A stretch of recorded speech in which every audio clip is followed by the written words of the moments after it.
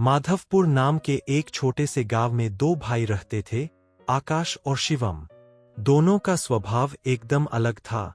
आकाश को घूमना फिरना और मौजमस्ती करना बहुत पसंद था, जबकि शिवम मेहनती था। वह खेतों में भी काम करता और घर की जिम्मेदारी भी संभालता। सुबह का समय। शिवम काम करते हुए, भैया थोड़ा खेत में हाथ बटा दो, काम जल्दी हो जाएगा। आकाश लापरवाही से, तू कर लेना, मुझे दुकान भी संभालनी है। आकाश गांव में एक छोटी सी फास्ट फूड की दुकान चलाता था और उसी पर ज्यादा ध्यान देता था।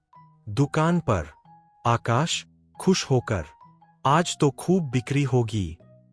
लेकिन कुछ ही समय बाद गांव में गैस सिलेंडर की कमी हो गई। समस्या शुरू।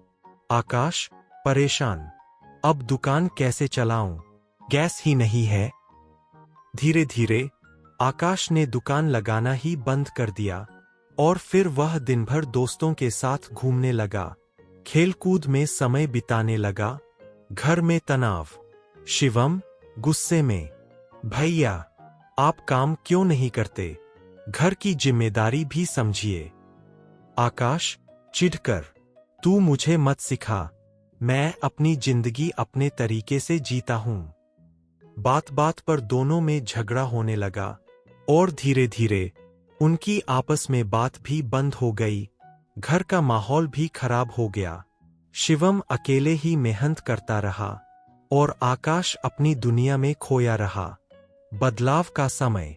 एक दिन शिवम खेत में काम करते करते थककर बैठ गया। शिवम धीरे, काश भैया समझ जाते तो सब आसान हो जाता। उसी समय आकाश वहां से गुजर रहा था। उसने अपने भाई को पहली बार इतना थका हुआ देख। आकाश पछतावे में, शिवम मैं गलत था, मैंने तुम्हारी मेहनत को कभी समझा ही नहीं। शिवम आंखों में आंसू, भैया मुझे बस आपका साथ चाहिए था। उस दिन दोनों भाइयों ने मिलकर रहने का फैसला किया। आकाश अब हम दोनों साथ काम करेंगे, चाहे दुकान हो या खेत। शिवम मुस्कुराते हुए, हाँ भैया अब सब ठीक हो जाएगा।